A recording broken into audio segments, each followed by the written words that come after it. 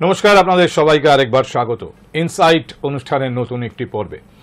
আমি পার্থ বন্দ্যোপাধ্যায়, আর আমার সঙ্গে রয়েছেন বিশিষ্ট গবেষক, প্রাবন্ধিক, সাংবাদিক সুজিত রায়। ঊনবিংশ শতক বাংলার ইতিহাসে, ভারতের ইতিহাসে অত্যন্ত গুরুত্বপূর্ণ। বাংলার নবজাগরণের পরপর এই গোটা শতক জুড়ে বহু মানুষ জন্মেছেন, যারা পরবর্তীতে তাদের কাজের জন্য, তাদের অবদানের জন্য প্রাতঃস্মরণীয় হয়েছেন। এদেরই মধ্যে অন্যতম নরেন্দ্রনাথ দত্ত, যিনি পরবর্তীতে স্বামী বিবেকানন্দ। নরেন্দ্রনাথ দত্ত যতটা না প্রণম্য, একেবারে প্রত্যেক দিন সকালবেলা যার কথা ভাবা উচিত বলে আমরা মনে করি, স্বামী বিবেকানন্দ নিঃসন্দেহে তেমন একজন মানুষ। এই নরেন্দ্রনাথ দত্ত থেকে স্বামী বিবেকানন্দে পরিবর্তন এবং স্বামী বিবেকানন্দের জীবনের নানা ঘটনা, তার যেভাবে তিনি এগিয়েছেন জীবনে, যে আধ্যাত্মবাদ পর্যন্ত যে রাস্তায় পৌঁছেছেন, অত্যন্ত ইন্টারেস্টিং একটা বিষয়। এই মানুষগুলো প্রত্যেকেই আমাদের পরিচিত তো অবশ্যই, কিন্তু আবার অনেকটাই অপরিচিত, কারণ এদের জীবনের একটা বড় অংশই আমাদের সামনে কিন্তু সেভাবে আসেনি। মূলত তাকে যেভাবে আমরা দেখতে চাই বা অনেকে যেভাবে তাদের দেখাতে চান, আমরা সেভাবে দেখি। কিন্তু ইনসাইট মানে হচ্ছে এমন কিছু তথ্য, এমন কিছু ঘটনা, এমন কিছু বিষয় যা আম জনতার চোখের সামনে সাধারণত থাকে না। স্বামীজি নিয়ে এরকম অনেক ঘটনা আছে। সুজিতবাবুর একটি বই, যার প্রেক্ষিতে আজকের আলোচনা আমরা শুরু করব, সেই বইটির নাম বিবেকানন্দের স্বেচ্ছামৃত্যুর ধারাভাষ্য। আমি সুজিতবাবু একটা জিনিস বলতে বাধ্য হচ্ছি, আপনি স্বেচ্ছামৃত্যু শব্দটা ব্যবহার করেছেন। স্বামীজি 39 বছর বেঁচেছিলেন, মাত্র 39 বছরে দেহাবসান হয় তার। কিন্তু তিনি যে স্বেচ্ছামৃত্যু বেছে নিয়েছিলেন, এই ব্যাপারটা কোথায় পেলাম? আমি তো কোনোদিন শুনিনি। তিনি অসুস্থ ছিলেন এবং অসুস্থতার পরিণতিতে তার মৃত্যু হয়েছিল। আর স্বেচ্ছা মৃত্যু বলতে বোঝায় নিজের ইচ্ছায় মৃত্যুকে বরণ করা। তা আপনার কেন মনে হলো এটা স্বেচ্ছা মৃত্যু? উনি মৃত্যুর আগে, উনি মারা গেলেন 1902 সালে 4 জুলাই। তার 5 বছর আগে 1897 জুলাই মাসে উনি প্রথম ঘোষণা করেন আলমোড়া থেকে, আলমোড়াতে তখন উনি রয়েছেন, উনি ওনার ইংল্যান্ডের বান্ধবী মেরি হেল, যে পরিবারে উনি প্রথম শিকাগোয় পা রেখে যে পরিবারে উনি আশ্রয় পেয়েছিলেন, সেই পরিবারের মেরি হেল, তাকে বোন বলতেন, তাকে চিঠিতে লিখছেন, আমি বুঝতে পারছি আমার কাজ শেষ হয়েছে, আর বড় জোর 3-4 বছর অবশিষ্ট আছে। 97 সালে লিখছেন, 1897 জুলাই মাসে। দ্বিতীয়ত 1898 অক্টোবর লাহোরে বসে চিঠি লিখছেন কাউকে, আর 3 বছর বাঁচব, আমি কোট করছি প্রত্যেকটা, আর 3 বছর বাঁচব। এখন একমাত্র ভাবনা এই সময়ের মধ্যে আমার যেসব পরিকল্পনা আছে সেগুলো আমি শেষ করে যেতে পারবো কিনা, সেগুলো বাস্তবায়িত করাটা আমার দায়িত্ব। একই বছরে এটা লিখলেন 1898 অক্টোবরের প্রথম দিকে, আর তারপরে 12 অক্টোবর লিখছেন আবার, সাহসে যে দুঃখ দৈন্য চায়, মৃত্যুরে যে বাঁধে বাউ পাশে, কাল নৃত্য করে উপভোগ, মাতৃরূপা তারই কাছে আসে। এই কবিতাটা লিখে তারপর লিখছেন, মা সত্য সত্যই আসেন, আমি নিজ জীবনে এই প্রত্যক্ষ করছি, কারণ আমি মৃত্যুকে সাক্ষাৎভাবে আলিঙ্গন করতে যাচ্ছি। কিছুদিন পর অমরনাথ দর্শনে গেলেন, সঙ্গে নিবেদিতা এবং সেই সঙ্গে আরও অনেকগুলি শিষ্য শিষ্যা, বিদেশিনী সবাই। তাদের নিয়ে উনি অমরনাথ গেলেন। তীব্র শীত, সেখানে তিনি জামা কাপড় ছেড়ে স্নান করলেন ঠান্ডা জলে, বরফ ঠান্ডা জলে, এবং একটি কৌপিন পরে তিনি গুহার মধ্যে ঢুকলেন। সেখানে দর্শন শেষে বেরিয়ে এলেন। বেরিয়ে এসে বললেন, স্বয়ং শিব আমাকে আশীর্বাদ করেছেন, আমার স্বেচ্ছা মৃত্যু হবে, আমি আমার মৃত্যুর দিন নিজে ঠিক করব। আপনি অলৌকিক গল্প বলছেন। আমি বলছি, আমি ঘটনাগুলো বলছি, পরপর বলছি, তারপর ব্যাখ্যায় আসবো। আচ্ছা, 1900 খ্রিস্টাব্দ নভেম্বর, বিখ্যাত ফরাসি গায়িকা এমা কালভে এবং জোসেফিন ম্যাকলাউডের সঙ্গে উনি কায়রো গেলেন। কায়রোতে গিয়ে বলছেন, আমাকে দেশে ফিরতে হবে, 4 জুলাই আমার মৃত্যু হবে, আমি আমার গুরু ভাইদের সামনে মরতে চাই। এটা বলছেন 1900 খ্রিস্টাব্দের নভেম্বর মাসে। মার্চ মাসে ওই 1900 খ্রিস্টাব্দে সান ফ্রান্সিসকো থেকে নিবেদিতাকে চিঠি লিখছেন, এখন বিশ্রাম ও শান্তি চাই, কাল ও স্থানের তত্ত্ব আমার জানা আছে। ডিসেম্বরে লিখছেন, আমি মনে করি এই জীবনের কাজ আমার করা হয়ে গেছে। 1900 এপ্রিলে শিলংয়ে বসে লিখছেন, মৃত্যু যদি আসেই তাতেই বা কি এসে যায়, যা দিয়ে গেলুম 1500 বছরের খোরাক। আগস্টে বলছেন, আমি মৃত্যু পথযাত্রী, ভাঁড়ামি করার সময় আমার নেই। আর 1902 যে সময় উনি মারা গেলেন তার আগেই উনি লিখছেন বেলুড় মঠে বসে যে এ শরীর আর সারবে না, এই খোলটা ছেড়ে আবার একটা নতুন শরীর নিয়ে আসতে হবে, এখনও বহু কাজ বাকি রয়ে গেছে।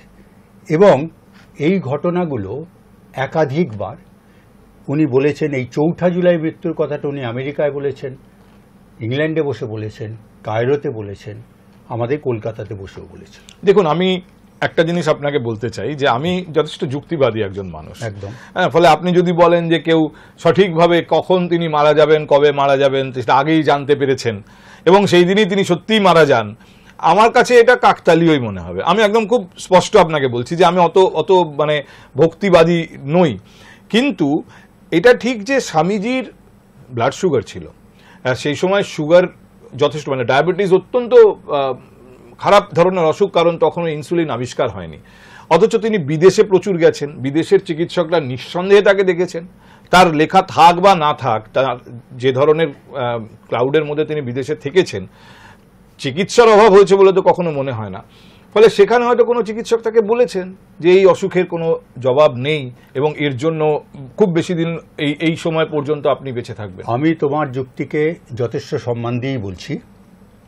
একটা মানুষ যখন কমপক্ষে 12 বার একই কথা ঘোষণা করেছেন বিভিন্ন সময়ে, মৃত্যুর অন্তত 5 বছর আগে থেকে, এবং সেটা কিন্তু মিলেও গেছে, শুধু মেলেনি, যেদিন উনি মারা গেলেন সেই দিনে 4 জুলাই সকালবেলা উনি একটা পাঁজি নিয়ে আসতে বললেন। ওনার সহচর ছিলেন ব্রজেন্দ্র, তাকে বললেন যে একটা পাঁজি নিয়ে আয়।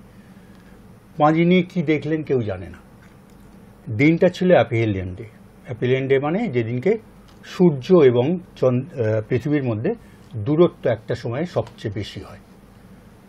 উনি সময়টা দেখলেন, সেই সময়টা হিসেব মতো অ্যাপিলিয়ানটা, যেটা গতকাল আমাদের এখানে গেছে, গত পরশু দিনকে গেছে, সেই সময়টা 4 জুলাই ওইটা হয়েছিল আমাদের ইন্ডিয়ান টাইমে 6:30 নাগাদ।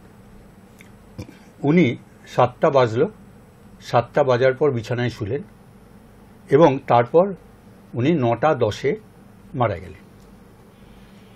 প্রশ্নটা হচ্ছে এইটাই যে একটা মানুষ যখন 5 বছর আগে থেকে তিনি একটা হিন্টস পাচ্ছেন কোথাও থেকে যে এবার আমায় যেতে হবে, এবং যে কথাটা বারবার বলছেন, এক জায়গায় না অনেক জায়গায় লিখে গেছেন, যা করে গেলাম 1500 বছর বুঝতে হবে মানুষকে, আর দ্বিতীয় স্বামী বিবেকানন্দ জন্মাবে না এর মধ্যে।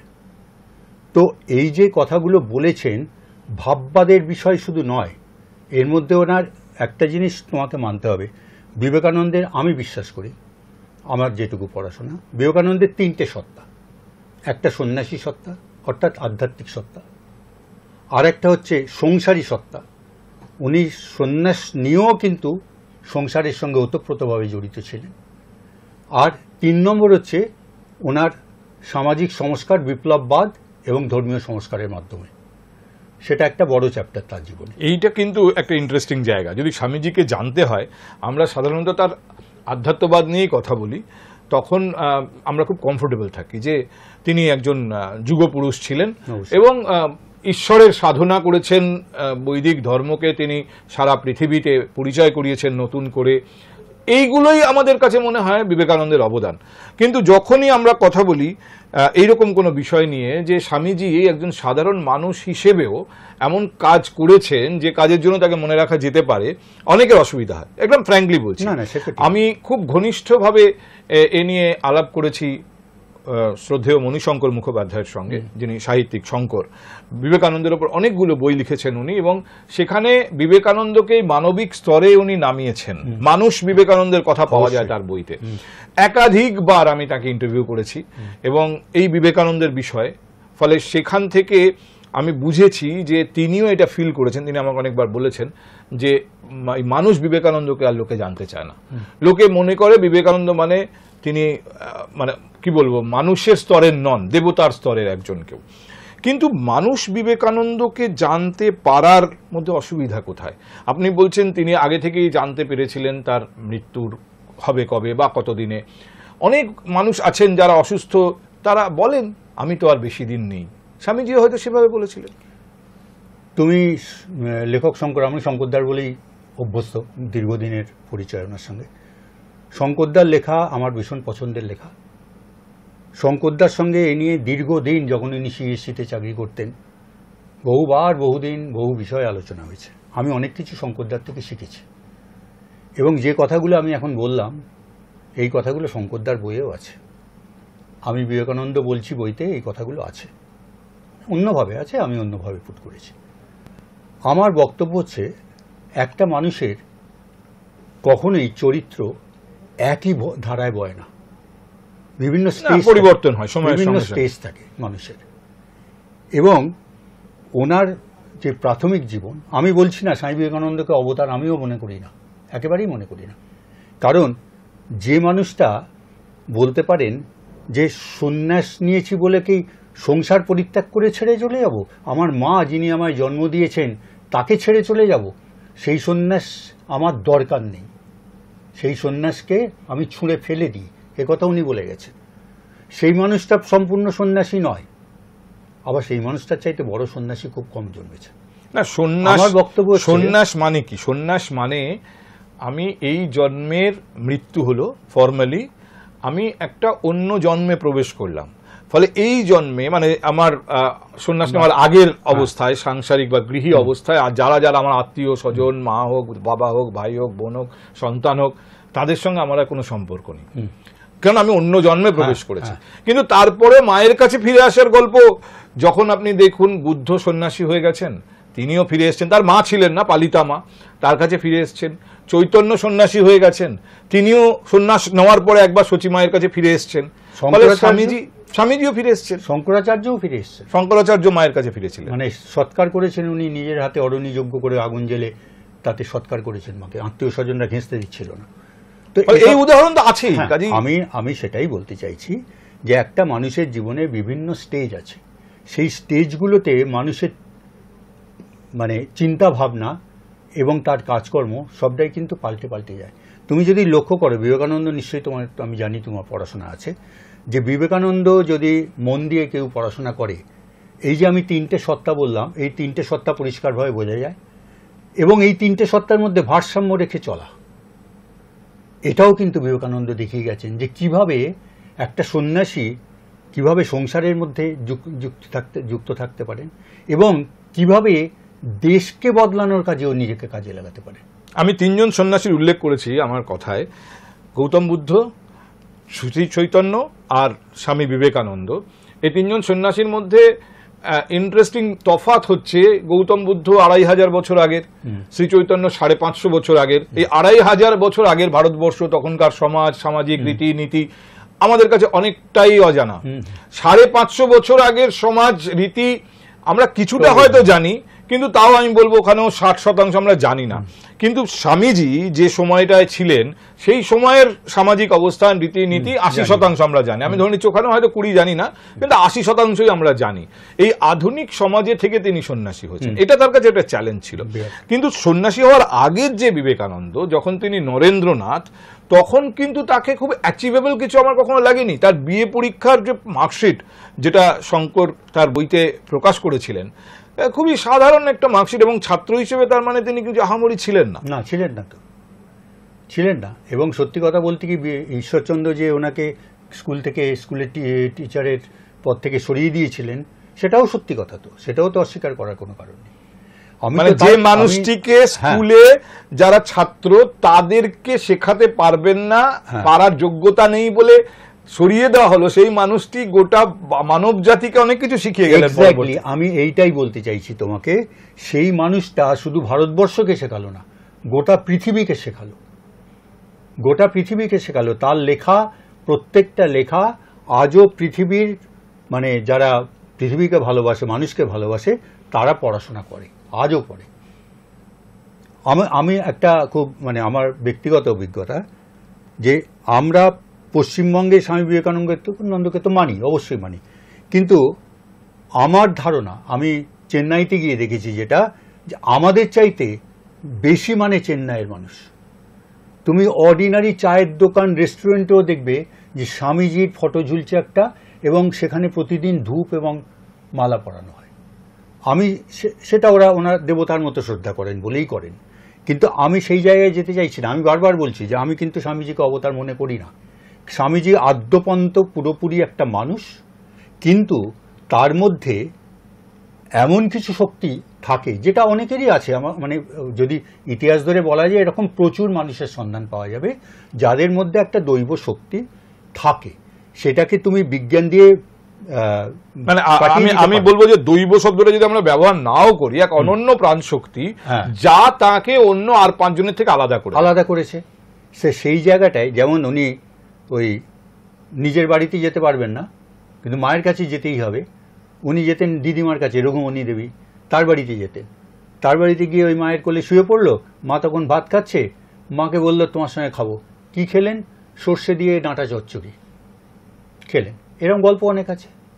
উনি একদম শেষ দিকে, প্রথম দিকে তো 2 বোনকে নিয়ে খুব অশান্তিতে ভুগেছেন, যে 2 বোন আত্মহত্যা করলো পরে। উনি একটা জায়গায় লিখছেন যে আমরা 10 ভাই বোন, আমার জন্মের আগে অনেক ভাই বোন মারা গেছেন, তাদের নিয়ে আমার মাথা ব্যথা নেই, তাদের আমি চিনি না, জানি না, কিছুই না। কিন্তু আমরা যে 3 ভাই এবং 3 বোন, আমরা যে বেঁচে ছিলাম, বর্দি ওনার বড়, তো বর্দি তখনও বেঁচে, যখন লিখছেন তখনও বর্দি বেঁচে, উনি সন্ন্যাস হয়েছেন, ওনার বর্দি তখনও বেঁচে। আর 2 বোন আত্মহত্যা করে, শ্বশুরবাড়ির কিছু গণ্ডগোল ছিল। তারপরে ভাই, দেখো একটা বিষয় দেখো যেটা নিয়ে বারবার উনি ভীষণ রকম চিন্তিত ছিলেন। ছোট ভাই ভূপেন্দ্রনাথ, তিনি তো স্বাধীনতা সংগ্রামী এবং বিপ্লববাদের সমর্থক। আর দ্বিতীয় ভাই মহেন্দ্রনাথ দত্ত, তিনি পণ্ডিত মানুষ কিন্তু ভবঘুরে, গোটা কোথায় কখন থাকেন কোনো ঠিক ঠিকানা নেই। তো এটা নিয়ে স্বামী বিবেকানন্দের মাও কিন্তু দুঃখ করে গেছেন যে আমার 3 ছেলে, হ্যাঁ, একজন সন্ন্যাসী, একজন বিপ্লবী, আর একজন ভ্যাগাবন্ড, আমার একটা শাড়ি কেনা দেওয়ার কেউ নেই। এই যে কথাটা যখন স্বামীজির কানে গেল, স্বামীজি এই যে বিদেশে যাওয়ার পিছনে, বিদেশে উনি ডেফিনেটলি শিকাগো ধর্মসভায় গিয়েছিলেন, আরও অন্য অনেক কারণ আছে, সেগুলো পরবর্তী আলোচনায় নিশ্চয়ই আসবে। কিন্তু ওখানে গিয়ে উনি পরিষ্কার বলছেন যে আমি এখানে না এলে আমার মায়ের গ্রাসাচ্ছাদনের ব্যবস্থা করতে পারতাম না, মাকে একটা শাড়ি কেনা দেওয়ার পয়সাও আমায় ছিল না। যারা ওনার পয়সা টিকিট করে উনি বক্তৃতা দিতেন, তো টিকিট বিক্রি হতো, অনেক জায়গায় হাউসফুল হতো, অনেক জায়গায় সারা রাত লোকে বাইরে দাঁড়িয়ে শুনতো, হলের বাইরে দাঁড়িয়ে। তা সেই সব ঘটনাগুলো উল্লেখ করে উনি বলছেন, যারা সমালোচনা করতেন তাদের বলছেন, তোমরা কি আমাকে কখনো 1 মুঠো মুড়ি কিনে দিয়ে সাহায্য করেছো? সুতরাং আমার মাকে আমায় খাওয়াতে হবে, আমার মাকে একটা শাড়ি কিনে দিতে হবে।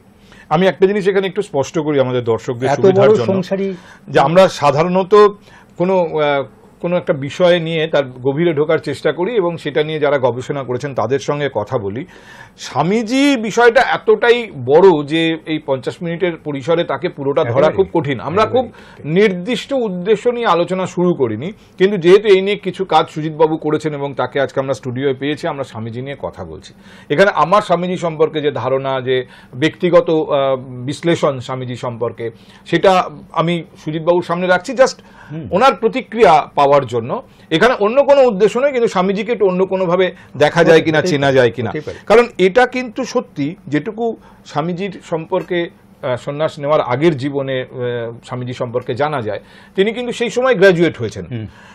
দরিদ্র পরিবারে ছিলেন। দরিদ্র পরিবার মানে তার বাবা যতদিন বেঁচে ছিলেন ততদিন দারিদ্র ছিল না, কিন্তু পরবর্তীতে তারা দরিদ্র হয়ে যান। কিন্তু তার মধ্যে তিনি গ্র্যাজুয়েশন করেছেন, কিন্তু গ্র্যাজুয়েশন করে তিনি একটা ওই সময় একটা চাকরি জোটাতে পারছেন না।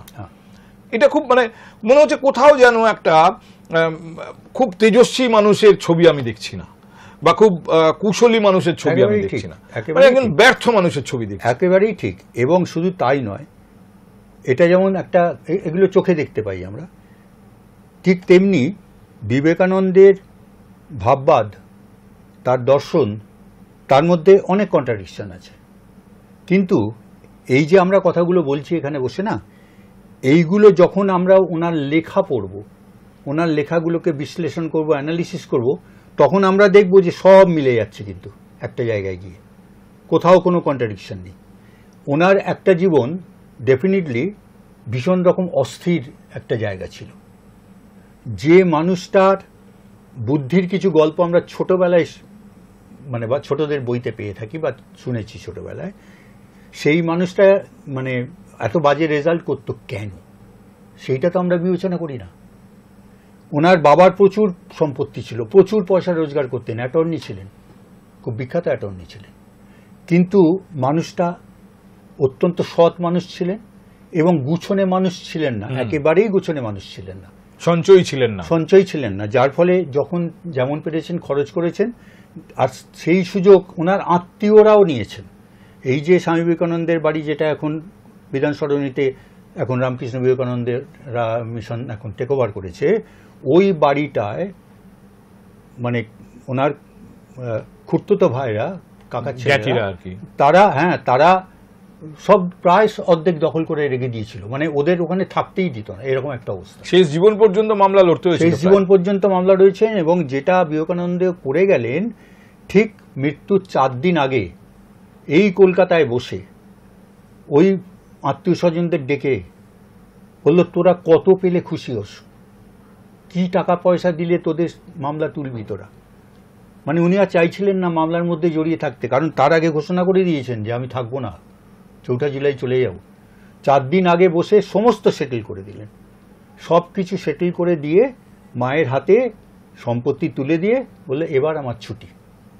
একটা মানুষ কত বড় সন্ন্যাসী এবং কত বড় সংসারী হলে এই চিন্তা ভাবনাটা মানুষের থাকে। আমি এই জায়গাটা থেকে স্বামী বিবেকানন্দকে বিশ্লেষণ করেছি। কিন্তু সুতরাং তিনি যে ঘোষণা করেছিলেন স্বেচ্ছা মৃত্যু, সেটা যে সবটা ভাববাদ থেকে বলেছেন বা ডাক্তাররা বলেছেন বলে করেছেন তা কিন্তু নয়। স্বামীজি যখন শ্রীরামকৃষ্ণের সান্নিধ্যে আসছেন, শ্রীরামকৃষ্ণ আবার এমন একজন মানুষ যিনি সেইভাবে তথাকথিত শিক্ষা ব্যবস্থার মধ্যে দিয়ে আসেননি, কিন্তু তার ভেতরে নিঃসন্দেহে একটা অন্য কোনো বিষয় ছিল। আমি দেখছি সেই সময়ের যারা শিক্ষিত এবং যুক্তিবাদী মানুষ, তাদের কাছে কিন্তু না স্বামীজি না শ্রীরামকৃষ্ণ, সেই সময় সব থেকে উজ্জ্বল শিক্ষিত এবং যুক্তিবাদী মানুষ বলতে বিদ্যাসাগরের কাছে শ্রীরামকৃষ্ণ গেছেন, কিন্তু বিদ্যাসাগর কখনো শ্রীরামকৃষ্ণের কাছে আসেননি। সেই বিদ্যাসাগর যখন স্বামীজি, তখন তিনি নরেন্দ্রনাথ বিদ্যাসাগরের প্রতিষ্ঠিত স্কুলে শিক্ষকতার চাকরি পেলেন, চাকরি তখন তার খুব দরকার, সেখানে বিদ্যাসাগর তাকে বললেন, না তোমাকে তাই হচ্ছে না, তোমাকে আর আসতে হবে না। অর্থাৎ বিদ্যাসাগর কিন্তু তাদেরকে অ্যাকসেপ্ট করেননি। পরবর্তীতে আম জনতা তাদেরকে অন্যভাবে অ্যাকসেপ্ট করেছে, কিন্তু সেই সময়ের কোনো শিক্ষিত যুক্তিবাদী মানুষ তাদের অ্যাকসেপ্ট করেন না। স্বামী বিবেকানন্দ তো তখনও সত্যি কথা বলতে কি রামকৃষ্ণের সংস্পর্শে, ঘনিষ্ঠ সংস্পর্শে তখনও পর্যন্ত আসেননি। রামকৃষ্ণ ঘনিষ্ঠ সংস্পর্শে এলেন তখনই যখন উনি তো যেতেই চাননি। ওনার দাদা মানে ওনার জ্যাঠতুতো দাদা ছিল রামচন্দ্র দত্ত, ওরা রামদা বলে ডাকতেন ওরা। এই রামদা একদিন ওকে চেপে ধরলো। রামদা ছিলেন গৃহী সন্ন্যাসী, কিন্তু উনি বিয়ে থা করেছিলেন, খুব বড় কেমিস্ট ছিলেন, তখনকার দিনে কলেরার ভ্যাকসিন বার করেছিলেন। তা সেই রকম একটা মানুষ, যিনি বুঝতে পারছেন যে তিনি বিজ্ঞানী বেসিক্যালি, কিন্তু রামকৃষ্ণ ভক্ত এবং গৃহী ভক্ত, প্রচুর টাকা পয়সা খরচা করেন রামকৃষ্ণের পিছনে। তা সেইখানে যাবেন একদিন, তা স্বামীজিকে ধরেছে, তুই ভ্যাগাবন্ডের মতো ঘুরিস, এর রোয়াকে ওর রোয়াকে পড়ে ঘুমোস, চল আমার সঙ্গে চল। হ্যাঁ, ও বলছে দূর, একটা ভাঁওতাবাজ রামকৃষ্ণ, একটা ভাঁওতাবাজ বুড়ো, হ্যাঁ ওর পাগল, তো ওর কাছে কী করতে যাবো। বললে তোকে অন্য কোনো কারণে নিয়ে যাচ্ছি না, গেলে বড় বড় রসগোল্লা খাওয়ায়, চল তুই রসগোল্লা খেয়ে চলে আসবি বলে ওই রসগোল্লার লোভে কিন্তু উনি গেলেন। গিয়ে ওইখানে কিন্তু উনি, আমি বলি, ফেঁসে গেলেন। মানে যে বিবেকানন্দ আমাদের সমাজ জীবনের অন্যভাবে দেখতে পারতাম, তিনি কিন্তু আধ্যাত্মিক জগতের কাছে পৌঁছে গেলেন রামকৃষ্ণের সংস্পর্শে এসে। সে একটা দারুণ ইতিহাস, একটা অন্য রকমের ইতিহাস। মানে এখনও যারা একটু রামকৃষ্ণ চর্চা করেন, স্বামী বিবেকানন্দ, সারদা মা চর্চা করেন, আমার অন্তত ফিলিং হয় ওই রামকৃষ্ণের ঘরের ওই দাওয়াটায় গেলেই না, আমার মনে হয় ওই রামকৃষ্ণ লিখে গেছেন, বলে গেছেন যেটা শিষ্যদের, যে ওই নরেন্দ্রনাথ আসছে ওটা উনি আগে থেকে আঁচ পাচ্ছেন, আর এরমভাবে ডাকছেন, আয় আয় আয় আয়, তোর জন্যে অনেক দিন বসে আছি, চোখের জল ফেলছি, আয় আয় আয়। এই যে দেখো, মানুষের জীবনে না সবটাই কিন্তু রূঢ় বাস্তব নয়। ভাববাদ, রোমান্টিকতা, এগুলো না থাকলে কিন্তু একটা সম্পূর্ণ মানুষ হতে পারে না, কোনোভাবেই না। আমরা গল্প পড়ি, কবিতা পড়ি, ভূতের গল্প পড়ি, ডিটেকটিভ গল্প পড়ি, আবার জীবনানন্দের কবিতাও পড়ি। না, ভাববাদ বা রোমান্টিকতার মধ্যে কোনো বিরোধ নেই, কিন্তু একই সঙ্গে অলৌকিকত্ব জুড়ে দেওয়ার চেষ্টা থাকলে সেখানে আমার স্বভাবতই কোথাও একটা প্রশ্ন করার মানে ইচ্ছা হয় যে আমি কেন এটাকে এভাবে দেখছি, কেন এটাকে বাস্তববাদ দিয়ে আমি ব্যাখ্যা করতে পারবো না। অলৌকিকতাটাকে তুমি যদি মানে ভাঁওতাবাজি হিসেবে ধরো সেটা অন্য জিনিস, কিন্তু অলৌকিকতা যখন একটা শক্তি হিসেবে মানুষের কাছে থাকে তখন সেটাকে অস্বীকার করা যায় না। তো না, কিন্তু সেটাকে লৌকিকভাবে ব্যাখ্যা করার চেষ্টা না করে সেটাকে অলৌকিক বলে ব্যাখ্যা করার চেষ্টা করা, কারণ স্বামীজিকে দেখুন, স্বামীজিকে সাধারণ মানুষ হিসেবেও শঙ্কর যেভাবে তার বইতে দেখিয়েছে, তাতে কোথাও স্বামীজিকে খর্ব করা হয় না, কোথাও তাকে চ্যালেঞ্জ করা হয় না, বা তার কৃতিত্বকে কোনোভাবে খাটো করা হয় না, একদমই না। কিন্তু আমরা দেখতে অভ্যস্ত যে তাকে আমরা ঠাকুর ঘরেই দেখব এবং তাকে সবসময় আমরা মনে করব তিনি সাধারণ মানুষ নন, তিনি একটা অত্যন্ত অন্যরকম ক্ষমতা সম্পন্ন। স্বামীজিকে শঙ্কর, লেখক শঙ্কর, তিনিও তো দৈবের চোখেই অনেক জায়গায় ব্যাখ্যা করেছেন। কে বলেছে করেননি? আমি পাতার পর পাতা পড়ে শোনাতে পারি তোমাকে। হয় না, একটা মানুষের যদি তিনটে সত্তা থাকে, তুমি যখন তাকে নিয়ে গবেষণা করবে, বিশ্লেষণ করবে, তখন কোনো একটা সত্তাকে তুমি ফেলে দেবে, উবড়ে ফেলে দেবে, হয় না তো। আমি একটা বিষয় আজকে আলোচনায় তুলতে চাই, সেটা হচ্ছে যে স্বামীজিকে আমরা ওই সন্ন্যাসী হিসেবে চিনি, বা তার আগে স্বামীজির অন্য মানে তিনি যখন সন্ন্যাসী হননি তখনকার অনেক ঘটনার কথা জানি, কিন্তু যেটা সাধারণভাবে কোথাও উল্লেখ হয় না, উল্লেখ করাই হয় না, কিন্তু সন্দেহ করার যথেষ্ট কারণ আছে যে সেই সময় ব্রিটিশ ভারতে বিপ্লবীরা অত্যন্ত সক্রিয়। ব্রিটিশ সরানোর জন্য, ব্রিটিশ তাড়ানোর জন্য অনুশীলন সমিতি, যুগান্তর ইত্যাদি সমস্ত গোষ্ঠী তারা ভয়ঙ্কর রকমভাবে সক্রিয়। স্বামীজির মতো একজন মানুষ, ডাকাবুকা একজন মানুষ, শিক্ষিত মানুষ, তিনি এই বিষয়টা থেকে নিজেকে সম্পূর্ণ সরিয়ে রেখেছিলেন, এটা বিশ্বাস করতেই কষ্ট হয়। কারণ সে সময় অধিকাংশ যুক্তিবাদী শিক্ষিত যুবকরা তাদের উপর এর প্রভাব ছিল, তাদের উপরে প্রভাব ছিল। কেউ হয়তো কংগ্রেসের সঙ্গে যুক্ত ছিলেন যারা সরাসরি বিপ্লববাদের কথা বলতেন না, কিন্তু অনেকেই ছিলেন যারা সরাসরি বিপ্লববাদের কথা বলতেন। আমি সরাসরি এবার প্রশ্নটা সুজিতবাবু করি যে স্বামীজির সঙ্গে বিপ্লবীদের কোনো যোগাযোগ ছিল, এরকম কোনো এভিডেন্স কি সত্যি আছে? হ্যাঁ হ্যাঁ, অত্যন্ত ঘনিষ্ঠভাবে যোগাযোগ ছিল, এবং সেটা ওনার দেশে থাকাকালীনই যোগাযোগটা তৈরি হয়েছিল। এবং যখন উনি বিদেশে যান, সেই শিকাগো ধর্মসভায় অংশ নেন, সেখানে গিয়েও কিন্তু ওনার বিভিন্ন সংগঠন, বিপ্লবী মানুষজন, তাদের সঙ্গে যোগাযোগ হয়েছিল। এই যে নিবেদিতা, সিস্টার নিবেদিতা, যার নাম ছিল মার্গারেটের সঙ্গে ওনার দেখা হয়েছিল প্রথম যে বাড়িতে। উনি তো অনেক মানে শুধু সবসময় মঞ্চে বক্তৃতা দিতেন তা নয়, বিভিন্ন বাড়িতেও বসে মানে ঘরোয়া আলোচনাতেও উনি অংশ নিতেন। তো সেই রকমই একটা আলোচনা সভায় সেখানে মার্গারেটের সঙ্গে ওনার আলাপ। সেই বাড়িটা ছিল আয়ারল্যান্ডের যে স্বাধীনতা যুদ্ধ তখন চলছিল তাদের সমর্থকদের একজনের বাড়ি। সেখানে নিবেদিতা নিয়মিত যেতেন, এবং নিবেদিতা ওখানে গিয়েছিলেন আমন্ত্রিত হয়েই বিবেকানন্দের বক্তৃতা শোনানোর জন্য। এরপরে ওনার সঙ্গে নিবেদিতার মানে পরিচয় হয়, ঘনিষ্ঠতা হয়, এবং নিবেদিতা ওনাকে নিয়ে আয়ারল্যান্ডে যান। নিবেদিতার বাবার বাবা এবং নিবেদিতার মায়ের বাবা দুজনেই কিন্তু অত্যন্ত বিখ্যাত বিপ্লবী ছিলেন আয়ারল্যান্ডের মাটিতে, মানে ব্রিটিশ বিরোধী আন্দোলনের তারা ছিলেন অন্যতম নেতা। সুতরাং সেই ট্র্যাডিশনটা নিবেদিতার মধ্যেও ছিল। নিবেদিতা ওই আয়ারল্যান্ডে মূলত কয়লা খনি অঞ্চলে শ্রমিকদের মধ্যে কাজ করতেন, মানে এই ব্রিটিশ বিরোধী আন্দোলনটাকে সংগঠিত করতেন। তা ওনার নিজের কাজকর্ম উনি কীভাবে করেন সেইটা স্বচক্ষে দেখার জন্য উনি স্বামী বিবেকানন্দকে নিয়ে গিয়েছিলেন, এবং সেখান থেকে উনি একটা ইচ্ছা প্রকাশ করেন যে আমি আপনার সঙ্গে ভারতবর্ষে যেতে চাই, এবং ভারতবর্ষে যে ব্রিটিশ বিরোধী তার আন্দোলন, আমি সেই আন্দোলনের সঙ্গে যুক্ত হতে চাই। এইগুলো সত্যি কথা বলতে কি কেউ ডায়েরি লিখে গেছে নয়, বহু ঘটনা আছে, সেই ঘটনা থেকে এগুলো কিন্তু পরিষ্কার বোঝা যায়। একটা ছোট্ট প্রশ্ন তো এখান থেকে সরাসরি আসে, যিনি আমেরিকাতে গেছেন বেদান্তের প্রচারের জন্য, যিনি আমেরিকাতে গেছেন ভারতীয় সংস্কৃতি, ভারতীয় ধর্ম, তার মাহাত্ম্য দেখানোর জন্য আমেরিকার লোককে, তিনি আয়ারল্যান্ডে বিপ্লবীরা কিভাবে কাজ করছেন সে ব্যাপারে কেন আগ্রহ দেখাবেন, যদি না তার সত্যিই কোনো ব্যক্তিগত আগ্রহ থাকে? আমি যেটা বললাম যে ভারতবর্ষে থাকাকালীনই ওনার কিন্তু একটা বিপ্লবীদের সঙ্গে যোগাযোগ ছিল, কারণ মনে রাখতে হবে ভূপেন্দ্রনাথ দত্ত খুব ছোট মাপের বিপ্লবী কিন্তু সেই সময়েও ছিলেন না।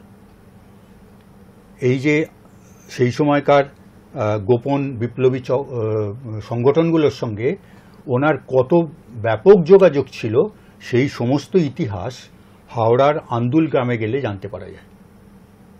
আন্দুল গ্রামে ওনার ছিল মূল অ্যাক্টিভিটির জায়গা, যেখানে রাসবিহারী বসুরও আড্ডা ছিল, যেখান থেকে রাসবিহারী বসু ওই আন্দুল গ্রাম থেকেই কিন্তু জাপান পালিয়ে যান অ্যারেস্ট হওয়ার আগে। সুতরাং সেই বাড়ির বড় ছেলে স্বামী বিবেকানন্দ, মানে নরেন্দ্রনাথ, তখন তার যোগাযোগ থাকবে না এটা ভাবাই যায় না। দ্বিতীয়ত এই যে উনি বিদেশে গেলেন, কে পাঠালেন? ক্ষেত্রীর মহারাজা। ক্ষেত্রীর মহারাজা ভয়ঙ্কর চরমভাবে ব্রিটিশ বিরোধী একজন রাজা ছিলেন। ক্ষেত্রীর মহারাজার কি দায় পড়েছিল বিবেকানন্দকে শিকাগো ধর্মসভায় পাঠানোর? কোনো দায় ছিল? কেন পাঠালে? অর্থাৎ বিবেকানন্দের মিশন দুটো ছিল, এই থেকে বোঝা যায়। একটা ধর্ম মহাসভা ডেফিনেটলি, কারণ ওনার সংস্কার সবটাই কিন্তু ধর্মের পথে, এবং ওনার যে বিপ্লববাদ সেটাও কিন্তু ধর্মের পথে। তার মধ্যে কিন্তু ওই গুলিগালা অমুক তমুক না থাকতে পারে, কিন্তু বিপ্লবটা ছিল, তার যে বাণী, তার যে আহ্বান তরুণদের জন্য, সেটা পড়লেই বোঝা যায় যে কত স্ট্রং তার ছিল, মানে বিপ্লববাদের প্রতি কত স্ট্রং তার নেশা ছিল।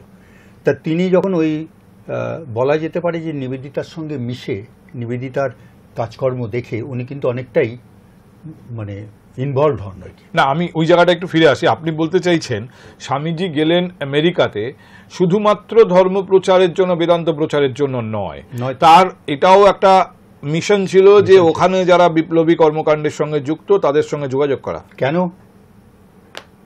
ওইখানে গিয়ে উনি ইংল্যান্ডের একজন বিপ্লবীর সঙ্গে যোগাযোগ হয়েছিল, যিনি ভালো ছোট পিস্তল তৈরি করতে পারতেন, খুব ছোট পিস্তল, লুকিয়ে রাখা যাবে এরকম পিস্তল। উনি তার সঙ্গে দেখা করে বলেন যে এই পিস্তল ভারতবর্ষে আপনি সাপ্লাই দিতে পারবেন? স্বামী বিবেকানন্দ। স্বামী বিবেকানন্দ রাশিয়ান একজন টেররিস্ট মানে ওই স্বাধীনতা সংগ্রামী সব, তিনি ভালো গান পাউডার তৈরি করতে পারতেন। তার সঙ্গে যোগাযোগ করেন উনি, রাশিয়ায় গিয়ে নয়, থ্রু সাম মিডিয়া যোগাযোগ করেন, এবং বলেছিলেন একই কথা যে আমরা টাকা পয়সা দেবো আপনাকে, আপনি সাপ্লাই করতে পারবেন ভারতবর্ষে, বা টেকনোলজি চেয়েছিলেন হয়তো। এবারে বোঝো যে স্বামী বিবেকানন্দের যারা বলে যে উনি শুধু ধর্মপ্রচারে গিয়েছিলেন, না, ধর্মপ্রচারটা নিশ্চয়ই ছিল অন্যতম উদ্দেশ্য ধর্মপ্রচার, কিন্তু ধর্মপ্রচারটাকে উনি ছদ্মবেশ হিসেবে নেননি, আমি সে কথা একবারও বলছি না। ধর্মপ্রচারের পাশাপাশি এ কাজটাও করেছেন, কারণ ওনার বিপ্লববাদটা ওই ভূপেন্দ্রনাথ দত্তের মতো বিপ্লববাদ নয়, এটা ঘটনা, কিন্তু ভারতবর্ষের স্বাধীনতা সেই স্বপ্ন ওনারও ছিল না। প্রচুর লেখা পাওয়া যায়। এবং এটা থেকে যে তিনি গান পাউডারের খোঁজ করছেন, তিনি পিস্তল যে বানাচ্ছে তার কাছ থেকে টেকনোলজি চাইছেন বা সাপ্লাই চাইছেন, তার মানে এটা বোঝা যায় যে তিনি বিশ্বাস করছেন যে আলোচনার মাধ্যমে ভারতবর্ষে স্বাধীনতা আসবে না। না, উনি তো একেবারে পরিষ্কার, মানে কি বলবো, সশস্ত্র সংগ্রামের সমর্থক ছিলেন। ওনার অনেক লেখাও আছে, অনেক লেখাই আছে। এটা সশস্ত্র সংগ্রামের সমর্থক ছিলেন উনি। উনি জানতেন যে অহিংসা দিয়ে এটা হবে না, অহিংসার পথে ভারতবর্ষের স্বাধীনতা আসবে না, সেটা উনি বিশ্বাস করতেন মনে প্রাণে। এবং যে কারণে তোমরা জানো নিশ্চয়ই যে কারণে একটা সময় চার্লস রেগাটের একটা রিপোর্ট আছে, খুব বিখ্যাত রিপোর্ট, বিবেকানন্দ সম্পর্কে বা বেলুর মঠ সম্পর্কে, আরো স্পেসিফিক্যালি যদি বলি, সেখানে 14টা পয়েন্ট আছে। এই 14টা পয়েন্টে যে রিপোর্টটা উনি ব্রিটিশ সরকারের কাছে প্লেস করেছিলেন চার্লস রেগাট, প্রত্যেকটা বিবেকানন্দকে একেবারে 100% আর্মড রেভলিউশনারি বলে উল্লেখ করেছেন। এই রিপোর্ট আমার কাছে আছে। এবং শুধু তাই নয়, আমি কতখানি সত্যি বলতে পারবো না, শোনা যায় এটা, এবং আমি এটা নিয়ে প্রচুর চেষ্টা করেছি সংগ্রহ করার। এই ব্রিটিশ মিউজিয়ামে এই ব্রিটিশ পিরিয়ডে স্বামী বিবেকানন্দ সম্পর্কে 25,000 পাতার ডকুমেন্ট আছে। এইটা আমি নিজে তো কখনো ইংল্যান্ডে যাইনি, যদি যাই আমি নিশ্চয়ই খোঁজ করব, কিন্তু আমার ভাইজিরা সব ওখানে থাকে, তা ওদের একজনকে আমি পাঠিয়েছিলাম। ওরা বলেছে যে আছে আমাদের কাছে, 25,000 কিনা জানি না, but we have some documents, কিন্তু সেগুলো ক্লোজ ডকুমেন্ট, সেগুলো আমরা কাউকে দিই না ব্যবহার করতে। হয়তো এটা সেই সময়কার ব্রিটিশ বিরোধিতার জায়গা তৈরি হবে, এইসব কারণে অনেক কিছু ডকুমেন্ট তো পাওয়া যায় না, সেগুলো আছে কিন্তু পাওয়া যায় না। সুতরাং শুধু তাই নয়, এই যে বেলুর মঠে আমাদের স্বাধীনতা সংগ্রামীরা তারা যে আশ্রয় নিতেন ব্রহ্মচারী সেজে, এ তো বহু জায়গায় লেখা হয়েছে এবং খুব সর্বজনবিদিত তথ্য। অর্থাৎ তাদের ওখানকার একটা লুকিয়ে থাকার আস্তানা ছিল, সবাই ব্রহ্মচারী সেজে নাড়া মাথায় ঘুরে বেড়াতো, কিন্তু তাদের সহজে চেনা যেত না, কিন্তু আশ্রয় নিতেন ওখানে, এটা তাদের হাইড আউট ছিল। সেটা বিবেকানন্দের বিনা অনুমতিতে নিচ্ছেন তা নয়। দ্বিতীয়ত আরও একটা ঘটনা বলি, সেটা হচ্ছে নিবেদিতাকে উনি বলেছিলেন বেলুর মঠের সঙ্গে তোমার কোনো সম্পর্ক নেই, তুমি বেলুর মঠ ছেড়ে চলে যাও। এটাকে লোকে ব্যাখ্যা করে যে ওনার সঙ্গে আধ্যাত্মিক দিক থেকে বিভেদ তৈরি হয়েছিল বলে উনি করেছেন। আসলে তা নয়, উনি জিনিসটা এইভাবেই বলেছিলেন নিবেদিতাকে যে তুমি বিজ্ঞাপন দিয়ে, কাগজে বিজ্ঞাপন দিয়ে বেলুর মঠের সঙ্গে সংসর্গ ত্যাগ করো। কিন্তু ঘটনা তো এটা না, নিবেদিতা যা করছেন প্রকাশ্যে করতেন। নিবেদিতার ভারতবর্ষের যে বিপ্লবী সত্তা, সেই আয়ারল্যান্ডের বিপ্লবী সত্তার সঙ্গে তার কোনো তফাৎ ছিল না, তিনি প্রকাশ্যে করতেন। এবং সেইটা কিন্তু স্বামী বিবেকানন্দ ধরে নিয়েছিলেন যে এইটা যদি এরপরেও যদি উনি নিয়মিত আমাদের বেলুর মঠে যাতায়াত করতে থাকেন, তাহলে বিপ্লবী যাদের আমরা আশ্রয় দিচ্ছি তাদের অসুবিধা হয়ে যাবে।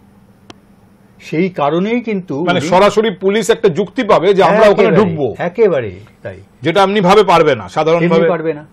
তো সেই কারণে উনি কিন্তু নিবেদিতাকে আলাদা করে দিলেন এবং নিবেদিতা স্টেটসম্যান কাগজে বিজ্ঞাপন দিয়ে সংসার ত্যাগ করলেন। এই নিবেদিতা যখন কলকাতায় আছেন তখন তিনি ওকাকুরার সঙ্গে তার মিটিং হচ্ছে, রবীন্দ্রনাথ তার সঙ্গেও, সেই সময় ধরুন যে বিপ্লবী কর্মকাণ্ড চলছে, একাধিক, এর তো কোনো লিখিত কিছু ডকুমেন্ট পাওয়া যায় না, কারণ বিপ্লবীরা অত্যন্ত গোপনে কাজ করতেন, কিন্তু এই অনুশীলন সমিতি, যুগান্তর ইত্যাদি সব কিছুর ওপরে নিয়ন্ত্রক হিসেবে অরবিন্দ ঘোষের নাম পাওয়া যায়, যে তিনি একটা বড় ভূমিকা পালন করতেন, একদম উপর থেকে তিনি পুরোটা নিয়ন্ত্রণ করতেন। রাসবিহারী বোস, যিনি অরবিন্দের ফলোয়ার, এদের সঙ্গে বিবেকানন্দের সরাসরি কোনো জায়গায় যোগাযোগ, মিটিং, এমনকি রবীন্দ্রনাথের সঙ্গেও বিবেকানন্দের সরাসরি বৈঠকের খুব একটা রেফারেন্স তো নেই। না, একটা পার্টির সন্ধান পাওয়া যায়, টি পার্টি, বিখ্যাত টি পার্টি বলা হয় এটাকে। এই টি পার্টিটা ওই জোড়াসাঁকোর কাছেই একটা বাড়িতে হয়েছিল, সেখানে নিবেদিতা ছিলেন, নিবেদিতা অর্গানাইজ করেছিলেন পার্টিটা। নিবেদিতা, রবীন্দ্রনাথ, বিবেকানন্দ, সরলা দেবী চৌধুরানী এবং আরও কয়েকজন, এরা সব ছিল সেখানে। স্বামী বিবেকানন্দ হাজির ছিলেন। স্বামী বিবেকানন্দ কিন্তু রবীন্দ্রনাথের সঙ্গে সরাসরি কোনো কথা হয়নি দুজনের, কিন্তু হাজির হয়েছিলেন। এখন রবীন্দ্রনাথের সঙ্গে স্বামীজির যে ডিফারেন্সটা, সেটা নানা মুনির নানা মত। এইটা ঠিক ওইভাবে ব্যাখ্যা করা যাবে না যে দুজনের মধ্যে বিভেদ ছিল, বিভেদ কিন্তু ছিল না। দেখো, স্বামী বিবেকানন্দ কিন্তু ব্রাহ্ম ছিলেন না, কিন্তু উনি ওই ব্রাহ্মদের সঙ্গেই মেলামেশা করতেন। দেবেন্দ্রনাথ ঠাকুর অত্যন্ত পছন্দ করতেন স্বামী বিবেকানন্দকে গানের জন্য। নরেন যখন তখন নরেন, তো উনি তো ওই যখন নরেন আসতো না, উনি ডেকে পাঠাতেন, ওনাকে লোক দিয়ে ডেকে পাঠাতেন যে নরেনকে ডেকে আন, নরেন গান শোনাবে। সুতরাং ব্রাহ্ম সমাজের সঙ্গে তার যোগাযোগ ছিল। যে দেবেন্দ্রনাথ যাকে এত ভালোবাসেন, রবীন্দ্রনাথের বাবা, তার সঙ্গে রবীন্দ্রনাথের ডিফারেন্স হওয়ার কারণটা কি? কোনো কারণ নেই তো। আর সত্যি কথা বলতে কি, দুজনের দুটো জগতের লোক, কারোর সঙ্গে কোনো ইগো ক্লাসেরও কোনো সম্পর্ক নেই।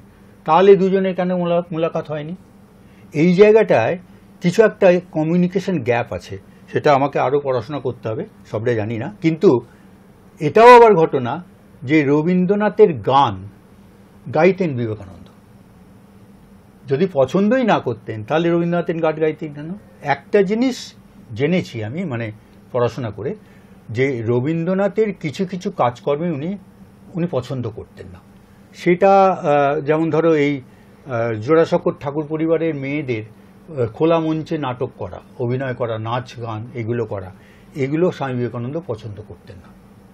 সেই দিক থেকে কি উনি রক্ষণশীল ছিলেন? কিছুটা রক্ষণশীলতার প্রশ্ন তো বটেই, যদিও সেই আমলে এই রক্ষণশীলতাটা খুব স্বাভাবিক ছিল, কিন্তু রবীন্দ্রনাথ অনেকটা রক্ষণশীলতা ভেঙে বেরিয়েছেন। তিনি যেভাবে একজন নিবেদিতার মতো একজন তাকে শিষ্যা হিসেবে গ্রহণ করছেন, তাকে ভারতবর্ষে আসতে অ্যালাউ করছেন, ভারতবর্ষে তাকে বিভিন্ন লোকের সঙ্গে পরিচয় করাচ্ছেন, আমরা তো তাকে বরং মনে হয় যে তিনি সময়ের তুলনায় অনেক বেশি এগিয়ে এবং মোটেই রক্ষণশীল লাগে না। সেটা তো মূলত কাজে লাগিয়েছেন অনেকে সমাজ সংস্কারের কাজে আর ধর্ম সংস্কারের কাজে।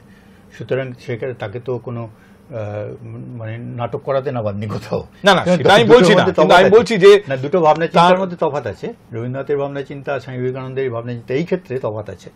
কিন্তু ঠিক কী কারণে ক্লাস দুজনের ছিল, এটা আর একটা জিনিস জানা যায়, যদিও সেটা আমি খুব জোরের সঙ্গে বলছি না এখনো, কারণ কাজ চলছে আমার। সেটা হচ্ছে যে শিলাইদহে রবীন্দ্রনাথ ঠাকুরের জমিদারি দেখাতে নিয়ে গিয়েছিলেন নিবেদিতাকে। ফিরে আসার পর উনি কিন্তু এটা নিয়ে রবীন্দ্রনাথ আমাদের নিবেদিতাকে একটু গালমন্দই করেছিলেন আর কি, যে একটা জমিদার, তার সঙ্গে তার জমিদারি দেখতে যাওয়ার কি দরকার আছে তোমার? সেটা ওনার পছন্দ হয় না। সেটা ওনার পছন্দ হয়নি, হয়তো এই কারণে যে জমিদার সে তো কখনো বিপ্লবী হবে না। কিন্তু রবীন্দ্রনাথ তো বড় বিপ্লবী ছিলেন। বিপ্লবী নিশ্চয়ই, নিশ্চয়ই, অস্বীকার করার কারণে কন্ট্রাডিকশন অনেক আছে, কিন্তু এগুলো ওই আর কি আরো পড়াশোনা মানে এটা আমি শুনেছি যে যখন জালিয়ানওয়ালাবাগের মতো বড় হত্যাকাণ্ড ঘটনা ঘটেছে, রবীন্দ্রনাথ নাইট উপাধি ত্যাগ করেছিলেন, তিনি আমাদের দেশবন্ধু চিত্তরঞ্জনকে গিয়ে বলেছিলেন যে আমাদের উচিত কলকাতায় একটা বড় জনসভা করে প্রতিবাদ করা, বরং চিত্তরঞ্জন দাস রাজি হননি, কিন্তু রবীন্দ্রনাথ চেয়েছিলেন। পরে উনি নাইট উপাধি ত্যাগ করেছিলেন। রবীন্দ্রনাথ বড় বিপ্লবী ছিলেন, অরবিন্দের সঙ্গে দারুণভাবে যোগাযোগ ছিল। রাসবিহারী বসুকে নিজের পার্সোনাল সেক্রেটারি সাজিয়ে বিদেশে নিয়ে গেলেন রবীন্দ্রনাথ। অথচ রবীন্দ্রনাথকে আমরা মানে স্বামীজির সঙ্গে এই বিপ্লবীদের সরাসরি যোগাযোগের কোনো রেফারেন্স বোধহয় নেই। মানে আপনি বলছেন যে আশ্রয় দিতে, তাদের সঙ্গে বসে আলোচনা করছে, এইরকম কিছু পাওয়া যায়। মানে আমি এই জন্য এই প্রশ্নটা করছি, যেগুলো সঙ্গোপনে হয়েছে, আমি এই জন্যই প্রশ্নটা করছি যে কিছুদিন আগেই এই প্রোগ্রামে, এই ইনসাইট অনুষ্ঠানে অরবিন্দের কথা বলছিলাম, অরবিন্দ গবেষক নির্মল মুখোপাধ্যায়ের সঙ্গে। তখন উনি বলছিলেন যে 1910-এ চলে গিয়েছেন পন্ডিচেরি শ্রী অরবিন্দ, কিন্তু 14 পর্যন্ত পরিষ্কার প্রমাণ পাওয়া যাচ্ছে যে তিনি বিপ্লবী কর্মকাণ্ডই চালাচ্ছেন ওখানে বসে নিয়ন্ত্রণ করছেন। ওনার নিয়ন্ত্রণে এখানে গোটা 4-5 বোমার কারখানা চলছে, তারও রেফারেন্স পাওয়া যাচ্ছে, যদিও অত্যন্ত গোপনে হচ্ছে কাজ, কিন্তু তবু কিছু রেফারেন্স পাওয়া যাচ্ছে। কিন্তু স্বামীজি যা করছেন, কোনোভাবে কোথাও বিপ্লবীদের সঙ্গে তিনি যোগাযোগ রাখছেন বা তাদের নেটওয়ার্কের সঙ্গে যুক্ত আছেন, কোনো রেফারেন্সই তো না। ওইভাবে দেখো, যখন বেলুড় মঠ করেছেন, বেলুড় মঠটা তো প্র্যাকটিক্যালি কোনো ধর্মীয় সংগঠন নয়, এটা একটা সামাজিক সংগঠন। কারণ উনি নিজে লিখে গেছেন যে আমি দেখতে চাই বেলুড় মঠ একদিন একটি আন্তর্জাতিক বিশ্ববিদ্যালয়ের রূপ নেবে, যেখানে বিদেশের ছেলেমেয়েরা পড়াশোনা করতে আসবে। সুতরাং আমি ধরে নিতে পারি যে এটা রামকৃষ্ণের একটা আশ্রয়স্থান উনি তৈরি করে দিয়েছেন, সেটা ঠিক আছে, কিন্তু তার বাইরে বাকিটা কিন্তু সামাজিক এবং ওদের যে কাজকর্ম, যে ধারা, সেগুলো সবই সামাজিক কাজকর্ম। সুতরাং স্বামী বিবেকানন্দর বেলুড় মঠে ওই যে বিপ্লবীরা আশ্রয় নিতেন, তাদের সঙ্গে কোনো আলোচনা হতো না, এটা তো জোর গলায় বলা যাবে না। এবং তারা যে আসতেন, তাদের লিডারদের সঙ্গে ওনার কোনো যোগাযোগ ছিল না। উনি হয়তো নিজে সরাসরি বোমা মারতেন না, আমি কথার কথা প্রশ্নই বলছি। ওঠে না। হ্যাঁ, এটা কারণ অরবিন্দই কি নিজে বোমা বেঁধেছেন কখনো? এক্স্যাক্টলি। সুতরাং কিভাবে তাদের সঙ্গে যোগাযোগ থাকতো সেগুলো মানে অনেক অনুসন্ধানের ব্যাপার আছে, বিচার্য বিষয় আছে। কিন্তু উনি যে বিপ্লববাদের সমর্থক ছিলেন, সশস্ত্র বিপ্লব সমর্থক ছিলেন, সেটার প্রচুর ঘটনা পাওয়া যায়, প্রচুর ঘটনা ইতিহাসে আছে, লিখিতভাবেই পাওয়া যায়, ওনার কথার মধ্যেও অনেক কিছু পাওয়া যায়। সুতরাং সেগুলোকে অস্বীকার করার কোনো কারণ নেই। স্বামীজি যখন ভারতবর্ষে আছেন তখন তিনি আমাদের ভারতবর্ষের লোকেদের চোখে স্বামী বিবেকানন্দ, কিন্তু যখন তিনি বিদেশে আছেন তারা ওকে স্বামী বলছেন তাদের উচ্চারণে, কিন্তু বিদেশের লোকেরা তাকে অবজার্ভ করে অনেক কিছু লিখেছেন, সেই সব ডকুমেন্টস অনেক আছে। ফলে বিদেশে তার মুভমেন্টের মধ্যে এই ধরুন বিভিন্ন জায়গায় বিপ্লববাদের সমর্থক সংগঠন হোক বা ব্যক্তি হোক, তাদের সঙ্গে তিনি কোথায় কোথায় মিট করছেন বা কি আলোচনা হচ্ছে, এরকম রেফারেন্স তো আমাদের প্রচুর আছে। হ্যাঁ, কারণ একাধিকবার বিদেশে গেছেন। আছে অনেক কিছুই আছে। এবং শুধু তাই নয়, মানে ওনার খুব ঘনিষ্ঠ, আমি নাম বলছি না এখন, ওনার খুব ঘনিষ্ঠ 2-4 জন, যাদের উনি কাউকে ফাদার চার্চ বলতেন, কাউকে মাদার চার্চ বলতেন, বা কাউকে উনি সত্যিই বাবা মার মতো সম্মান দিতেন, সেই সব মানুষজন পরবর্তীকালে ভারতবর্ষে এসে থেকেছেন, আশ্রম তৈরি করেছেন। তো তাদেরও অনেক ইতিহাস আছে এরকম, তাদের অনেক লেখায় পাওয়া যায়, অনেক কিছু আছে। বিদেশে ওনার একটা যোগাযোগ ছিল, সেটা এখান থেকেই হয়েছিল, এখান থেকেই মানে কেউ না কেউ করে দিয়েছিল বা কোনোভাবে হয়েছিল। কারণ আমি বলছি, ভূপেন দত্তের নেটওয়ার্ক বিশাল ছিল। আমার ভূপেন দত্ত সম্পর্কে কিছুটা পড়াশোনা করা আছে। শুধু তাই না, আমি একসময় ওই আন্দুলের বাসিন্দা ছিলাম। তো আন্দুলে ওনার কর্মকাণ্ড, আমি আমার বাবাও স্বাধীনতা সংগ্রামী ছিলেন, আমার বাবার বন্ধুরা সেই সময় ভূপেন্দ্রনাথ দত্তের আড্ডাগুলোতেও ওনাদের যোগাযোগ ছিল, তো তাদের মুখে অনেক কাহিনী শুনেছি। সেই নেটওয়ার্ক যার বাড়িতে রয়েছে, তার দাদার সঙ্গে তার কোনো নেটওয়ার্ক থাকবে না, এটা হতে পারে না। আসলে বিপ্লবীরা খুব গোপনে কাজ করতেন, গোপনে কাজ করতেন। এই যে উনি যে পরিব্রাজক হয়ে বেরোলেন, এটা উনি বলেন যে আমার কুষ্টিতে লেখা ছিল যে আমি সন্ন্যাসী হব, এটা কোথাও লেখা ছিল না, লেখা ছিল পরিব্রাজক হব। তো পরিব্রাজক ভ্রমণে বেরোলেন। পরিব্রাজক হয়ে বেরোনার পিছনেও কিন্তু ওনার কিছু বিপ্লবী কাজকর্মের ছিল, যোগাযোগ ছিল বলেই ধারণা করা হয় আর কি। প্রমাণ সেইভাবে পাওয়া যায় না, কিন্তু ধারণা করা হয় যে যার ফলে চেন্নাইয়ের সঙ্গে ওনার সম্পর্কটা, মানে উনি প্রথম ভারতবর্ষে যখন বিদেশ থেকে ফিরলেন, পা রেখেছিলেন প্রথম কিন্তু চেন্নাইতেই, সিংহল থেকে যখন সরাসরি, এবং ওখানেই কিন্তু 4-5 দিন কাটিয়ে বিভিন্ন জায়গায় বিভিন্ন লোকজনের সঙ্গে দেখা করা, মিটিং করা, ওপেন মিটিং করা করে টোরে তারপর উনি কলকাতায় ফিরেছেন। সুতরাং ম্যাড্রাসে ওনার একটা ভালো নেটওয়ার্ক ছিল সেই সময়। আর ম্যাড্রাসে তো ওই বিপ্লবী কাণ্ড কারখানা অনেক আছে, তো সেইগুলোকে উনি কাজে লাগিয়েছেন আমার ধারণায়। বিবেকানন্দের শেষ দিক, মানে উনি তো বেশি দিন বাঁচেননি, মাত্র 39 বছর বয়সেই তার প্রয়াণ, কিন্তু সেই সময় মানে ধরুন 34-35-এর পরে এই যে আমাদের সাধারণ মানুষের যে ধর্ম, দেবতা, শিব ঠাকুর, অমুক ঠাকুর, ঠাকুরের প্রতি ভক্তি, এই জায়গা থেকে নাকি উনি সরে এসেছিলেন। এমনকি মায়াবতীতে তার যে আশ্রম, সেখানে শ্রীরামকৃষ্ণের ছবি দেখেও নাকি তিনি অসন্তুষ্ট হয়েছিলেন। মানে কোথাও একটা তিনি, মানে কি বলবো, এই সাধারণ যে ধর্মাচরণ তার থেকে ওপরের কোনো স্তরে গিয়ে পৌতলিকতা থেকে দূরে সরে যাচ্ছিলেন। প্র্যাকটিক্যালি পৌতলিকতায় উনি খুব একটা যে বিশ্বাস করতেন তাও নয়, ওই কালিমার কাছে গিয়ে প্রার্থনা করার, এগুলো একটা ছোটবেলার ব্যাপার আর কি। প্র্যাকটিক্যালি উনি ওনার গুরু তো তাই করেছেন, উনি গুরু হিসেবে রামকৃষ্ণকে মানতেন, সোজা কথা। যেমন আমি ব্যক্তিগতভাবে স্বামী বিবেকানন্দকে গুরু মানি, আমার বাবাকে গুরু মানি। ওনার কাছে গুরু ছিলেন ওনার স্বামী রামকৃষ্ণ, আর কাউকে উনি কখনো গুরু মানেননি বা কাউকে দেবতা হিসেবে মানেননি।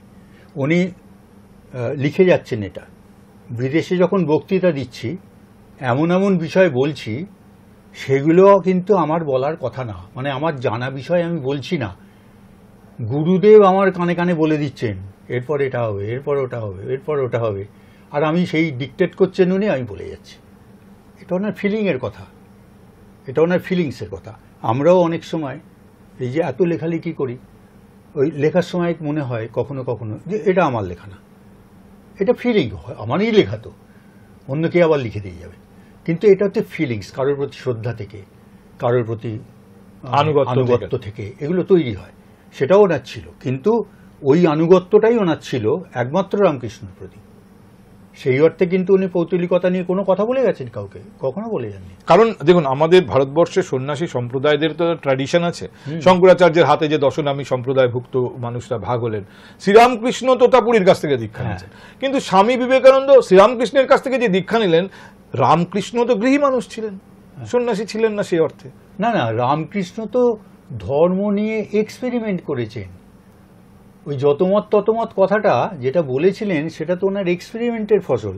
মুসলমান ধর্ম হ্যাঁ, উনি তো নামাজও পড়েছেন, তোতাপুরীর কাছেও দীক্ষা নিয়ে মানে বৈষ্ণব ধর্ম নিয়েছেন, মা কালীরও পুজো করেছেন, আবার জগজ্জনী রূপে সারদা মাকেও পুজো করেছেন। আমাদের ট্র্যাডিশন অনুযায়ী, মানে সন্ন্যাসী সম্প্রদায়ের ট্র্যাডিশন অনুযায়ী কোনো সন্ন্যাসীর সৎকার হয় না, সন্ন্যাসীর দেহ সৎকার হয় না, প্রকৃতিতে বিসর্জন দিতে হয়। কিন্তু স্বামীজির দেহ সৎকার হয়েছে। শ্রীরামকৃষ্ণের দেহ সৎকার হতে পারে কারণ তিনি গৃহী ছিলেন, কিন্তু স্বামীজি তো সন্ন্যাসী ছিলেন, তার দেহ তো সৎকার হয়েছে। এবং সৎকার নিয়ে কত ঝামেলা জানো তো এই ঘটনা। ওনার তো সৎকার হলো গঙ্গার ঘাটে, বেলুর মঠের মধ্যে, গঙ্গার ধারে। এইটা তো কোনো শ্মশান না। বালি পুরসভা বললো আমরা কোনো ডেথ সার্টিফিকেট দেবো না, প্রথমে পারমিশন দেয়নি, হ্যাঁ, কিন্তু ওনাকে আর কোথাও নিয়ে যাবেন, উনি শেষ ইচ্ছা ওখানেই উনি দাহ করা হবে ওনার। তো ন্যাচারালি এটা নিয়ে বিশাল টাসেল তৈরি হলো এবং আলটিমেটলি কিন্তু বালি পুরসভা দিতে বাধ্য হলো, মানে বাধ্য হয়েই দিল। এই বাধ্যতাটা কে করালো? স্বামী বিবেকানন্দ বলছে যে ওরা, মানে স্বামী বিবেকানন্দের যদি আমরা মানে ওইভাবে ব্যাখ্যা করি যে ওনার দেহ থেকে গেল, আত্মা বেরিয়ে এলো, যেটা উনি বিশ্বাস করতেন, উনি কেন, আমরা বেদান্ত মতে তাই বিশ্বাস। তা সেই আত্মা তখন কি বলল? আত্মা বলছে যে দিতে তো ওরা বাধ্য হলো, আমার তো এখানেই যাওয়া হলো, আমার ডেথ সার্টিফিকেট দিল কি না নিল তাতে আমার কি এসে যায়? আমি তো সেখানেই বলবো যে রামকৃষ্ণ মিশন সংগঠন হিসেবে তখনই কত মেথডিক্যাল, যে সেই সময়ে ডেথ সার্টিফিকেট থাকুক বা না থাকুক কিছু এসে যায় না, কিন্তু তারা ডেথ সার্টিফিকেট চেয়েছিলেন, নিয়েছিলেন সেটা, এবং ওই পারমিশনও পেয়েছিলেন ওখানে করার, মানে সেসব বার করে তবে ছেড়েছেন। এতটা অর্গানাইজড ফোর্স, হ্যাঁ, তার সঙ্গে হয়তো দৈব শক্তিও, মানে আধ্যাত্মিক শক্তি, এই যে একটা ভাইবস তো থাকে না, সেই ভাইবসটাই হয়তো কাজ করেছে হতে পারে। বা ওখানে কিছু কেউ ছিল যারা বিবেকানন্দ চর্চা করতো বা রামকৃষ্ণের ভক্ত ছিল, এমনও হতে পারে, মানে কিছু ইনফ্লুয়েন্সিয়াল লোক তারা হয়তো পাশে দাঁড়িয়েছিলেন। আসলে স্বামীজিও আবার এমন একজন মানুষ যাকে নিয়ে কথা বলতে শুরু করলে আর এত বাঁক আছে তার জীবনে, প্রচুর, যে বিষয়গুলো নিয়ে অজস্র কথা বলা যায়। ডায়াবেটিসের কথা বললে আমি এখানে বলি তোমাকে একটুখানি, 12 রকম রোগে ভয়ঙ্কর ভাবে ভুগতেন। এই পেটের অসুখ, মাথার যন্ত্রণা, দুর্বল হৃদযন্ত্র, শোথ, ড্রপসি, ম্যালেরিয়া, ডিপথেরিয়া, ডিসপেপসিয়া, রক্তচাপ, ডায়াবেটিস, কিডনির সমস্যা, ডান চোখের কর্নিয়া নষ্ট। আর চিকিৎসা কী কী করেছেন? অ্যালোপ্যাথি, হোমিওপ্যাথি, আয়ুর্বেদ, হেকিমি, ম্যাগনেটিক থেরাপি, ধ্যান ও যোগাসন। তারপরেও বলছেন ডাক্তাররা আমার কি করবে, আমার তো মৃত্যু রোগ। বুঝতে পারছো না? দেখুন, আমি মানে আপনি যদি যৌক্তিকভাবে দেখেন, যার ফ্যামিলিতে মারাত্মক রকম ডায়াবেটিস, যার বাবার হৃদরোগে মৃত্যুর কারণ অন্যতম হচ্ছে ডায়াবেটিস মানে এন্ড অর্গান ড্যামেজ হবে, কাজেই তার চোখের কর্নিয়া বা কিডনি, এই যে এন্ড অর্গানগুলো ড্যামেজ, এটা তো ডায়াবেটিসেরই ফল। এবং আমাশা, স্বয়ং বিদ্যাসাগর আমাশায় ভুগতেন, মানে পেটের রোগে ভুগতেন, কারণ সেই সময় অপরিচিত জল, প্রচুর রকম পেটের অসুখ সেই সময় কলকাতার একটা সময় চরম দারিদ্র্যের মধ্যে কেটেছে, অর্ধেক দিন খাবার জুটতো না। তারপর সন্ন্যাস নিলেন যখন, তখন ওই বরানগর মঠে থাকতেন। বরানগর মঠে তো জীবনটা ভয়ঙ্কর কষ্টকর, উনি তো পরিষ্কার বলছেন যে নুন থাকতো না, নুনের ভাত, শুধু ভাত খেতাম, তেলাকুচো সেদ্ধ আর ভাত, আবার তেলাকুচো পাতা সেদ্ধ যখন থাকতো না তখন ওই কাঁচা লঙ্কার ঝোল, তাই দিয়ে ভাত। এতে গেছেন, ওই পরিভ্রমণে বেরিয়েছেন, ওই উত্তরপ্রদেশের একটা জায়গায় গিয়ে বলছেন কিছু খাবার নেই, 2টো শুকনো রুটি একটা বাড়ি থেকে দিল, শুকনো মানে কাঠের মতো শক্ত, সেটা জলে ভিজিয়ে খেলাম। বলছে আমাকে যে লোকে বলে যে তুই এত খাস তার জন্য তোর এত শরীর খারাপ, তা আমি খেয়েছি কবে? জীবনের বড় অংশটাই তো আমার না খেয়ে কেটেছে, খাবার পেলে খাবো না? স্বামীজির খাওয়া দাওয়া নিয়ে প্রচুর লেখা আছেন শঙ্করের, সাহিত্যিক শঙ্করের বইতে স্বামীজির খাওয়া দাওয়া নিয়ে প্রচুর কথা আছে, সেই নিয়েও বোধহয় আমার ধারণা 1 ঘন্টা সময় কেটে যাবে। এই বইতে একটা চ্যাপ্টার আছে 32 রোগে 32.5 ভাজা। একটা চ্যাপ্টার আছে। উনি কি কি খেতে ভালোবাসতেন, কিভাবে কি রান্না করতেন, কোন রান্নায় কোন কি জিনিস দিতে হবে, নিজে এক্সপেরিমেন্ট করতেন। হ্যাঁ, ভালো রাঁধুনি ছিলেন। আমাদের হাতে সময় নেই, নাহলে আরো 1 ঘন্টা আমরা হয়তো স্বামীজির এই জীবনের নানা দিক নিয়ে কথা বলতে পারতাম। কিন্তু আবার বলছি, স্বামীজিকে কোন রকম ভাবে তার কোনো কৃতিত্বকে খাটো না করে আমরা মানুষ হিসেবে স্বামীজিকে দেখবার চেষ্টা করেছি। আমি যা বলছি যুক্তি দিয়েই বা কেন বিবেকানন্দকে বোঝার চেষ্টা করব না, সবসময় কেন অন্ধ ভক্ত হিসেবে বিবেকানন্দকে নিজেও তো যুক্তিবাদী মানুষ ছিলেন। অনেক ধন্যবাদ সুজিত বাবু আজকে আমাদের সঙ্গে থাকার জন্য। আমাদের হাতে সময় শেষ, তাই এখানে থামতে হবে। ধন্যবাদ আপনাদেরও। দেখছিলেন আজকের ইনসাইট, আপনারা দেখছেন হাই নিউজ।